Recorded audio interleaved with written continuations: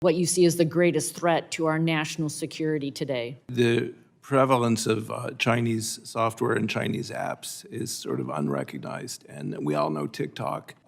TikTok is a potential risk. I think the use of software developed by China, and you wouldn't necessarily know, there's some of the biggest companies in the US have Chinese software built into their apps. You don't know it, they may not even know it, and that's a potential for espionage. I would chime in with facial recognition technology, where the Chinese are obviously far ahead of us.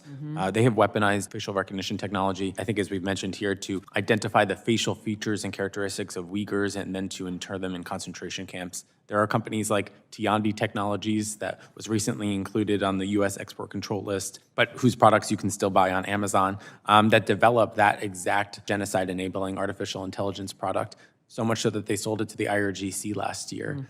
I think we have to start to really think about how the Chinese intend to employ facial recognition, and it's impossible to divorce China's internal repression from its broader geopolitical aims. I'm both incredibly excited, but also incredibly fearful of the combination of AI and biotechnology, and that's an area that the U.S. absolutely has to lead on, but where I fear that China's lax concerns about personal privacy and forced collection of data on its own citizens may propel it to global leadership. China is collecting the world's largest DNA database, in addition to some of the horrific and genocidal actions and ethnic cleansing actions that enables. Those databases could also enable the future of personalized medicine. And so from a national competitiveness and security risk perspective, I worry about a future where we are dependent on China for advances in therapeutics and medicines because of this AI-driven approach.